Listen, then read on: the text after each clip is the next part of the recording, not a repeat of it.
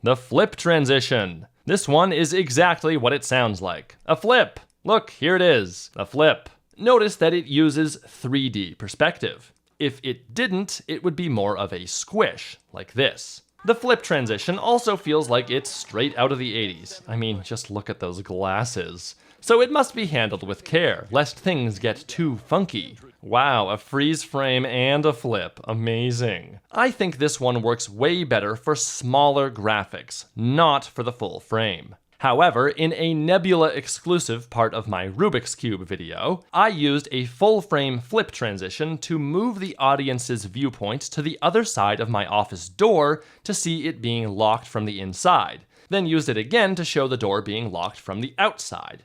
I think it worked okay. Here, I used a flip transition to show the other side of a motherboard, which I think worked really well. I even made it smaller just before the flip, and then larger after, to make it very clear to the audience where we are on the motherboard. It's very easy to get lost in close-ups of motherboards. Wait a minute, that's not the opposite side of the motherboard. It's just the front again. What was I thinking? This is the opposite side. Ugh.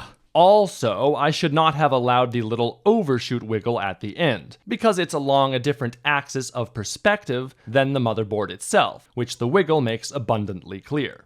Here's the difference. Later, I used 4 flip transitions all at once, which worked well to get rid of these letters, but I also used it on Riley just because I was feeling silly. It's fine, whatever. Sometimes you just gotta have fun while editing a video, and then maybe the audience will have fun too. In this video, I used a flip transition from the edge of the frame to go to the next graphic of a website, for absolutely no reason at all. I just think it's neat. I even found one example of the flip, or squish, transition being used all the way back in the 1940s. Unfortunately, the video is somewhat degraded. Where to get the flip? The worst version of the flip is Premiere's stock flip over transition, with harsh linear movement, no control for easing, and a gray background by default. There are a few options in here, but it's just not worth it. Never use this transition unless you want to make fun of Premiere.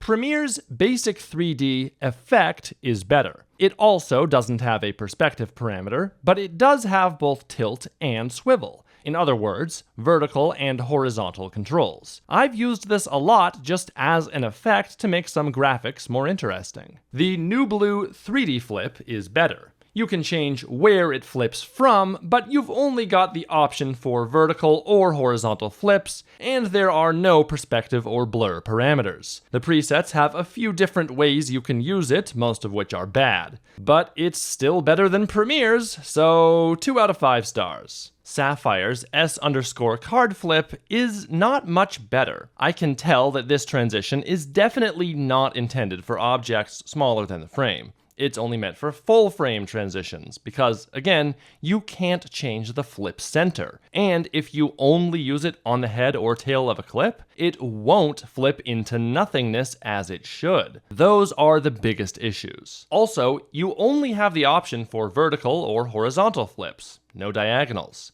There is a shadow option in here, which is fine, I guess, but I don't see the point. Also, it's got this odd shift parameter, which does this for some reason. I also don't see what this would be useful for. You do have options for customizable slow in and slow out, plus you are able to do multiple flips, which is nice to have. You can change the focal length, which is called perspective, and that's good. And it does have motion blur with shutter angle and a custom number of samples, which is nice. Though you'll need more than 16, so this will definitely slow down your render. I'd give it 3 out of 5 stars. Finally, as usual, Film Impact's flip motion is the best. You can pick any angle and blur amount, although it does seem to be the cheap linear blur, and you have some nice custom ease controls, including bounce and overshoot, which Sapphire does not have, and the ability to prevent undershoot, which I only requested for the pop transition, but I guess they went and put it on all relevant Film Impact transitions. There's also anticipate and overshoot parameters for the Bezier type, but these don't look any good unless you use them with care. If you just add some anticipation by itself, it'll be way too fast. You have to also increase the ease in parameter along with it. Same for ease out, which works in conjunction with overshoot. This is another one of those things that I didn't realize until I sat down to make this tutorial. As usual, this transition pivots around the center of opacity, so it automatically works perfectly on objects smaller than the frame. And you can change the pivot center with the center parameter. How to make it yourself? Again, just use Premiere's basic 3D effect and keyframe it. Because it's an effect, it does work based on the center of the object. Even though I have the film impact flip, I used the basic 3D effect as a transition in this moment, because I wanted the motion to continue, and this was just a simpler and easier way of doing that. You just watched one chapter from a longer transitions tutorial, which you can also watch right now for free from the link below, or just click this little thingy on screen right now. The tutorial covers nearly every useful transition and every transitions vendor. I'll see you there.